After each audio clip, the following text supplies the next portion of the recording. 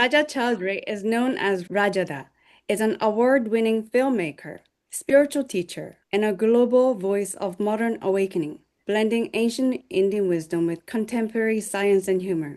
He guides people to discover the guru within, founder of 8,000 Suns Academy, and creator of the upcoming Just Shreem app. Rajada's TEDx talks and PBS film America's First Guru have inspired audiences worldwide. Raja, over to you. Jai Ma, Jai Ma, Jai Ma. Greetings, everybody. How are you? How's everybody doing? I see a lot of my friends are here also, so I'm very happy. And good. Nice to have a good big audience. And thank you, Yogi Surajnath, for your. I'm a big fan of Matsendranath and Gorakshanath, so I love your work. So blessings and pranams to you, sir. Pranams to you. Pranams to you. Thank And you, sir. Thank you. my name is Rajada. Everybody calls me Rajada. And I wanted to talk today about the evolution of human consciousness because we have a problem in the world today. Massive problem, a disconnect. We're disconnected from each other. We're disconnected from nature. We're disconnected from our old religions. We're disconnected from our families. We're just disconnected, and huge problem for us. And I'm a modern mystic. I go around the world talking about this stuff. And thank you, Yun, for inviting me today. Thank you. Blessings to you. And when we talk about dharma, the most important thing to talk about dharma is obviously the Mahayana tradition of the Bodhisattva. But I'm not going to spend a lot of time, but I just want to just tell you about that a little bit, because the Bodhisattva path means that rather than experience enlightenment, the Bodhisattva sacrifices nirvana to return to the world to help sentient beings. This is the big Bodhisattva way, right? So all of us are potentially Bodhisattva. If we want to help the planet, if we want to help each other, if we want to do something important. Because how can I go for my own awakening if you are suffering? It's not possible, right? It's not possible. That's a very selfish path to enlightenment. To just disappear into nirvana or to mahasamadhi and vanish. What a terrible idea. When you are suffering, when even one person is suffering in the world. One person, right? But what I want to talk to you about is an experiment that we're a part of, and I want to share with you. Can I share my slides? Would you mind if I showed some pretty pictures? All right. Okay, thank you.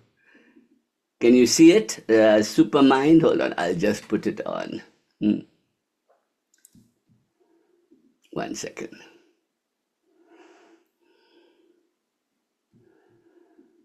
You can see the slide, Supermind? Yay! So I'm going to talk to you about a very unusual concept today that in spiritual terms we call supermind, which was developed in Pondicherry in the 1912s and then in the 50s, and I'll tell you about that in a second. But let's look at where humanity seems to be going with this idea of mind, right? And on the one hand, we have this great singularity that seems to be coming, of what we call ASI, which is artificial, superintelligence, which super consciousness, where man and machine are going to vanish into each other. And maybe that's the next evolution in AI becoming in everything for us, and running our lives and taking away, not only forget the jobs, it's just running everything. It's possible. And I think there is a movement for this thing called the singularity, which Ray Kurzweil and others are involved in, which is a very California thing. It's a Silicon Valley thing, and it's emerging. It's coming. So one part of the super mind is this super computer mind that's coming. The second part is what we call biohacking, the kind of quest for immortality. This idea of that we are, able to hack our bodies and live for hundreds of years and physically almost immortal, and that whole idea of biohacking our way, it's called transpersonal, transhumanism it's called, and transhumanism has a lot of billions being spent on it right now, from epigenetics to gene therapy to chemical therapies to extended neural networks, the whole thing. And then the third part is this idea of the yogi, the kind of wellness person, the kind of yoga and the science of living and longevity, and how well can I live into my 90s and hundreds, and that's coming also, But I want to talk about a different experiment right now. So I'm going to talk about something called the supermind, which is the integral yoga path to psychic evolution, right? This is a fascinating subject that we're working on, and I want to share with you. And it was developed originally by Sri Aurobindo and Mira Alfaza, called the mother, in Pondicherry in South India. And the theory was that they came together in 1912, they wrote a series of books, and they built an ashram called the Aurobindo Ashram. And it is said, and they believe that an energy was brought down by their work that can change all of humanity, this idea of the supermind. And I will show you examples that is already happening right now, right? And they started a thing called Aurobindo Ashram in Pondicherry. And this was a beautiful place in a sleepy French town in southern India. She was French Algerian from French Egyptian from France, and she, an artist, a salon, a mystic. She was a student of Max Theon and Theosophy and all the magical teachings of the Western occult ideas. And he was an English gentleman who became a freedom fighter and then quit all that and became a yogi and started this whole ashram, right? And they built this beautiful ashram, which is the most unusual ashram in India because there's no holy people. There's no orange-clad people, no monks. This is an ashram for personal psychic evolution. And, you can play tennis there, you contribute to community there, you art there, you have gardens and beautiful, and it's the most amazing place called Pondicherry. If you ever get a chance, I recommend it highly. And just to give you an idea of what happened, the ashram itself spawned off a whole bunch of people. So today, if you've heard of the California Institute of Integral Studies, that's from the ashram. If you've heard of SLN, that's from the ashram. If you've heard of Oroville, that's from the ashram. If you've heard of the society, that's from the ashram. So the ripple did happen, right? What started there. And they built also a beautiful city called Oroville, which was a kind of universal consciousness city in that same area. And it was meant to be a city, and it still is. There are 2,000 people living there. No money, barter, everything self-sustainable, eco-designed to sustain. Arts, culture, creative, they export everything, and all the money comes back into the community. They build everything together, and it's amazing. It's just an amazing place. And this is an example. This was what it's like in 1970, and this is what it's like today. I mean, just think of that, from desert to complete greenification and all environmentally done, all with, no capitalism, no fighting each other, no politics, Of course, there's politics as human beings, they can't help it, but they do that. And they tried their very best, right? And it's a community, so thousands of people gather there every night and do celebrations, and they live together in a kind of harmony. And that led to a couple of people came out of it, especially Michael Murphy, who came out of the mother and working with the mother in the 50s and 60s.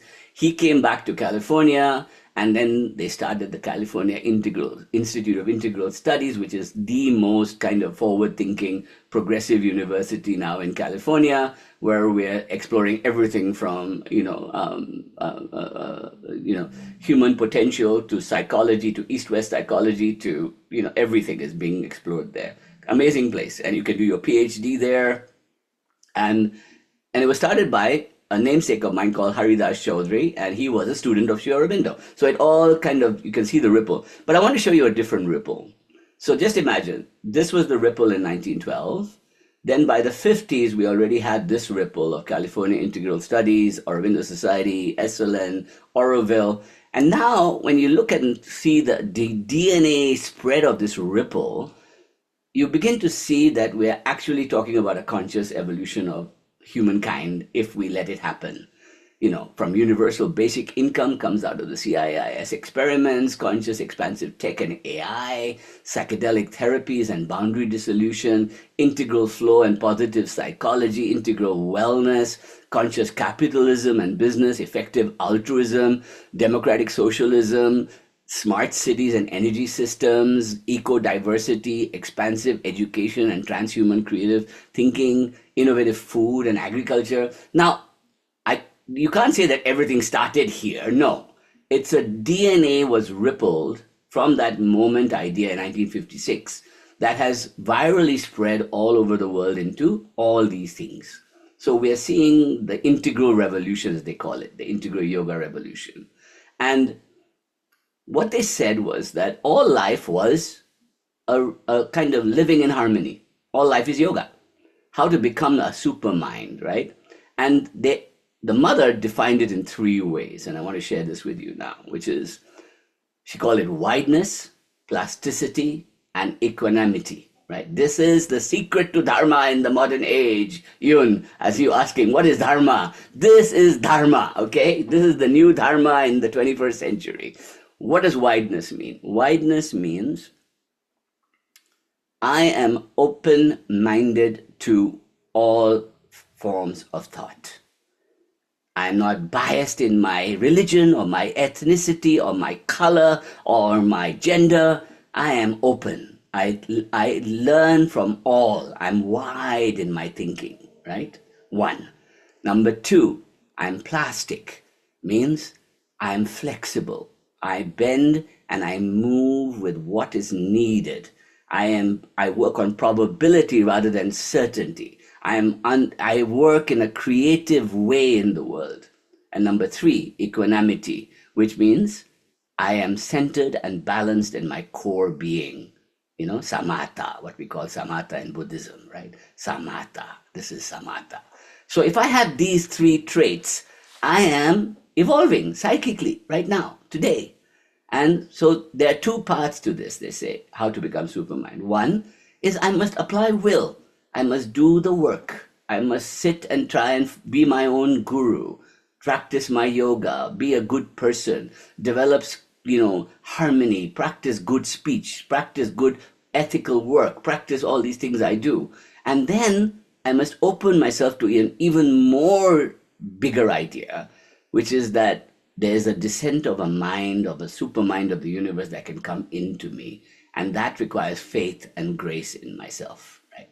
So if I have faith and I have will, I become an integral yogi, right? That's the whole idea. And what does that mean? That it's, and I want to play you a little song that was developed, and it's a beautiful mantra that in Sanskrit means Anandamai, Chaitanyamai, Satyamai, Paramai, because the earth is our mother, the cosmos is our mother, everything is mother, right? In this teaching, the mother is the resonant factor. And if we say it, Anandamai, she is the beautiful bliss mother. Chaitanyamai, she is the consciousness mother. Satyamai, she is the truth mother. And Paramai, she is the divine mother. So if I have the mother, then I don't need God, I don't need Shunya. I have bliss because I am in resonance with all of nature, all of you, and all of us, right? So, Anandamai, Chaitanyamai, Satyamai, Paramai. Isn't that beautiful? All right, that's me done. Finish, talk over. Raja, thank you for the intriguing presentation. I I have a question for you, Sure. and then I'll give the floor to everybody here. What is the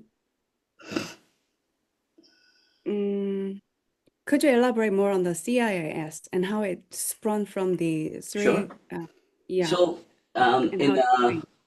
in the early 50s, a center was opened in San Francisco called the Center for Asian American Studies, right?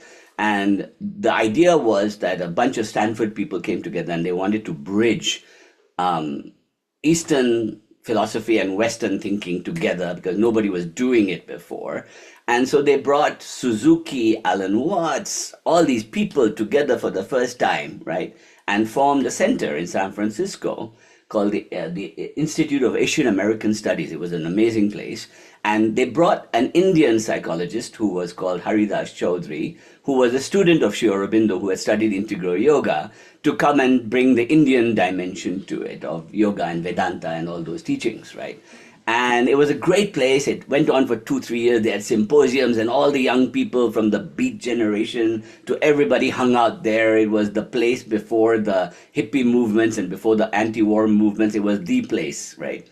And a few good people came out of that. And when that dissolved, because they ran out of money, Haridas Choudhary started what was called the California Institute of Asian Studies, CIIS, that then became the California Institute of Integral Studies, right? And he started it in 1950s, around the same time that this experiment was going on in Aurobindo Ashram. And so they were all connected to each other. And Michael Murphy went at the same time to live in Aurobindo Ashram for a few years. And then he came back after spending time with the mother, Mira Alfaza, and he started SLN. And SLN and CIIS were the two kind of rocks that started the whole thing. That really, if you want to look back at integral psychology, flow psychology, everything you can think about in progressive modern thinking, right? Ions, all these places around California that you can imagine, all had their origins in these two places. So psychedelic research, all these amazing people. So Timothy Leary and Terence McKenna were all hanging out in SLN, you know. It was, so you were either teaching at CIIS or you were at SLN and talking and philosophizing about things, right? So the revolution started there, that rippled out of Sri Aurobindo Ashram back in India, right? That's the ripple, that's the connection, right? Cool. Now, does anybody have a question? Feel free to ask your question to Raja. And before I take questions, let me tell you that this is kind of spirituality, mysticism 2.0, okay? This is not the religion of your fathers and mothers. This is not Buddhism. This is not Hinduism. This is not, this is evolution of consciousness, right? Which learns from all the great traditions. So we learn from Vedanta, we learn from Tantra, we learn from the Nath Sampradaya, we learn. But where are we going as a humanity? That's the question that's being asked here, right? So the integral approach is not to say, I am this and I am that. The integral approach is to say, what do I learn from all that and where are we going? And the most important thing with the integral approach is to say to yourself that, am I becoming, because it's an idea of becoming, isn't it? Of becoming, not just being. Because being is important. Because Buddhism, Vedanta, all about being, idealism, this ideal that I'm going to be Brahman or Shunyata, or I'm going to do this, or I'm going to achieve nirvana, or I'm going to have samadhi. But what integral yoga is asking you is, what are you becoming? As you become this yogi, are you going to make the world a better place? Are you going to be the bodhisattva and help others, right? And if you're not doing that, then what's the use of effing enlightenment? Excuse my language, What's the use of enlightenment if you can't help anybody, right? So that's the question that integral yoga is asking. And so there is no school of integral yoga. There is no practice. It is self-personally guided evolution, right? But you can learn. You can learn from Swamiji, Yogiji, Surajnathji. I can learn from him. I will sit with him in Benares, or I'll sit with him in Nepal, and we will learn, and we'll do Gorakshanath practices, and we'll do Alak Niranjan, and we'll pull down Alak Niranjan, and we'll bring it down, and we'll do Sham, Sham, Sham, and bring it down, and we'll pull it down and bring the goddess into the stomach and pull it out. Good. That's one tantric way of doing it. But is that the only way? No. I can integrate many, many beautiful ways, Matsyendranath in Kaula Jnana Tantra gave us all the teachings you need, that led to Hatha Yoga, that led to Kaula, that led to all these things. And we have learn so much so we can keep that and integrate that, you know? So it's beautiful. It is a beautiful approach that says that, look, I can be a tantric, I can be a Vedantin, but I'm not limited to that. Or I can be a Buddhist, I can be a Zen, I can do whatever I like. But the key is, am I a better human being? Am I evolving towards a supermind state where I am in resonance with this nature, with this mind behind everything, with this shunyata, with everything? Am I in resonance with that? That's the question we are asking, you know? Rajada, Yes. if allowed, I have a question about this idea of this Maitreya to you, that you are justifying it. But there are only two possibilities in our consciousness. One is enlightening. The idea of this enlightened, being enlightened and nirvanic and absolutely enlightened, that is just let us not talk about that. That is just an Sure. idea for everybody of That's us. one. But What's the other? enlightening, emptying, emptying is, if we are enlightening, emptying, that is the nirvana. That is the nirvana. No, And then but absolute nirvana, whether it comes whatever way, no, nature see takes the its the care. difference Nature is between compassionate. you're right, Nature and takes its care. Not the I, question not is me, not not self. the question is not whether to achieve nirvana or nirvikalpa samadhi or any of those things. That's not the question. The question is it enough for me to achieve my own enlightenment without coming and being of service and seva to the planet? This is the question, right? Now, Look, no, wait, let me finish. the question, Can we until just this stop? Can we just question, mute it for a second? okay. Just 1 second. All If right. I am, if I am pursuing enlightenment, but the whole world is going to Kal Agni Narak, burnt away, right? What have I achieved? What have I done for this world? Right? This is what Sri Aurobindo was asking. That how can you be awake and see anybody suffer? Not possible. Not possible. Compassion is the first outcome of enlightenment. Compassion. Let's take another question if you don't mind. I know I have limited time today. So like Yes. Does anybody have a question for Raja before we move on to the next speaker? Yes, no, Christian Edmund. I like it when the Gen Zs get involved and the millennials get involved. It's always good. We're messed up the planet enough for you guys, so we better fix it, you know.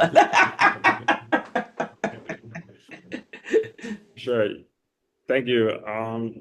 So just my question is, acting from the heart center is seemingly like what the goal is and the mission is. And so what do you feel like is the 2.0 way of approaching kind of getting people to that place, as quick as possible and spreading the message as vast as possible? Because the point of like getting there and becoming there and living there, each person that kind of reaches that place has an ability to, on a grassroots level, have some effect or some change wherever they are. And I think that that's kind of what we're talking about, or what you're talking specifically about service and seva, like that is place to come from the heart and to return to the heart. So in the 2.0 space of like leaving name and form and labels and just being in that resonance, I guess what are the ways and the most rapid ways that we personally can, do this and everybody as well? Well, in the 60s, they actually thought that it could be psychedelics, right?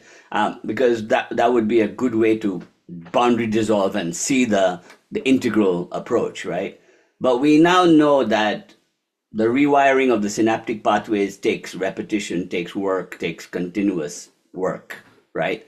So I think just beginning to work on yourself is enough, because that, and then repetition. So repetition is the only way that yoga really does work, right?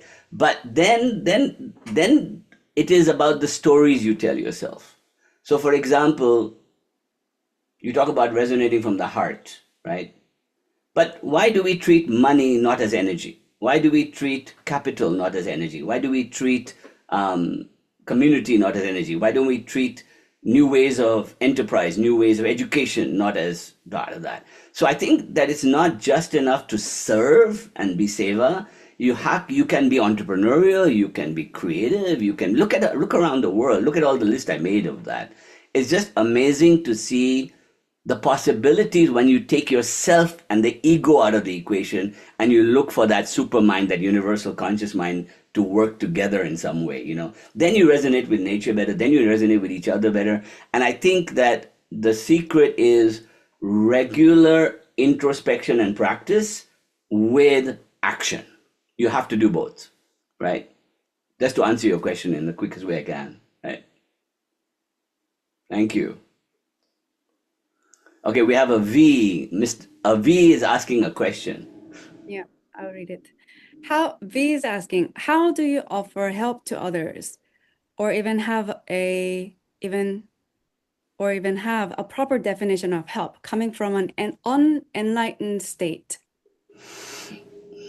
Well, one of the things is that if you begin the path, all of you are here because you have somehow begun the journey on the path, right?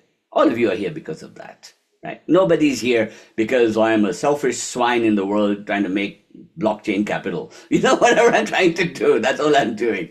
You're here because something has opened in you, right? Now, once it opens, the first thing you're going to feel is immense empathy, pain, compassion for others, for the world, for the nature, for everything. You're going to feel that. There's no way you can avoid that one, right? And the moment this is the Mahayana thinking of Buddhism, which is you cannot exist without feeling compassion if this begins to open or the yoga starts to kick in or the meditation starts to kick in.